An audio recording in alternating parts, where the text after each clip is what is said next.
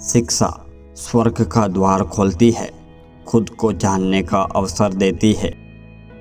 कोई तुम्हें कमज़ोर समझे इससे पहले तुम्हें शिक्षा के महत्व को समझना होगा। स्वाभिमान से जीने के लिए पढ़ाई करो। शिक्षा ही इंसानों का सच्चा आभूषण है। अज्ञानता को तुम घर दबोचो, मजबूती से पकड़कर पीटो और उसे अपने जीवन से भगा दो। स्त्रियां सिर्फ रसोई और खेत पर काम करने के लिए नहीं बनी है, वह पुरुषों से बेहतर कार्य कर सकती है। पत्थर को सिंदूर लगाना और तेल में डुबोकर जिसे देवता समझा जाता है, वह असल में पत्थर ही होता है। देश में महिला साक्षरता की भारी कमी है, क्योंकि यहाँ की महिलाओं को कभी बंधन मुक्त होने ही नहीं दिया गया।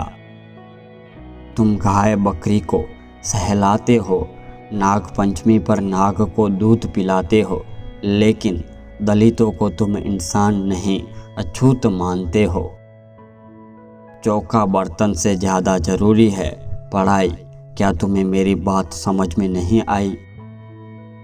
इस धरती पर ब्राह्मणों ने स्वयं को स्वघोषित देवता बना लिया है। अगर पत्थर पूजने से बच्चे पैदा होते तो नर नारी शादी ही क्यों करते? अपनी बेटी के विवाह से पहले उसे शिक्षित बनाओ ताकि वह आसानी से अच्छे बुरे का फर्क कर सके। किसी समाज या देश की प्रगति तब तक असंभव है जब तक वहाँ की महिलाएं शिक्षित ना हो। आखिर कब तक तुम अपने ऊपर हो रहे अत्याचार को सहन करोगी? देश बदल रहा है, इस बदलाव में हमें भी बदलना होगा। शिक्षा का द्वार जो पितृसत्तात्मक विचार ने बंद किया है, उसे खोलना होगा।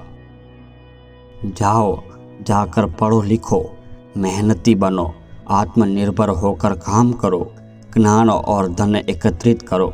ज्ञान के बिना सब खो जाता है, ज्ञान के बिना हम जानवर बन जाते हैं। इसलिए खाली मत बैठो, जाओ जाकर शिक्षा ग्रहण करो।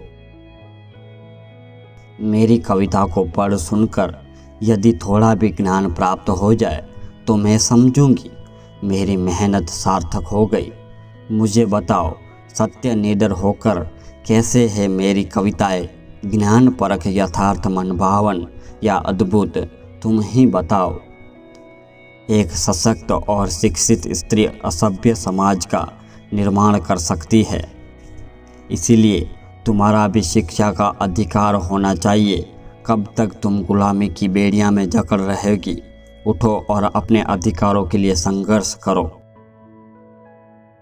ब्राह्मणवाद केवल मानसिकता नहीं है, एक पूरी व्यवस्था है जिससे धर्म के पोषक तत्व, देवी देवता, रीति रिवाज, पूजा पाठ आदि गरीब दलित जनता को अपने में काबू रखकर उनकी उन्नति के सारे रास्ते बंद करते हैं और उन्हें बदहाली भरे जीवन में धकेलते आए हैं।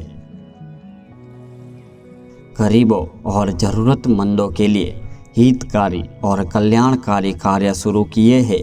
मैं अपने हिस्से की जिम्मेदारी भी निभाना चाहती हूँ। मैं आपको यकीन दिलाना चाहती हूँ कि मैं आपकी हमेशा सहायता करूँगी। मैं कामना करती हूँ कि ईश्वरीय कार्य अधिक लोगों की सहायता करेंगे।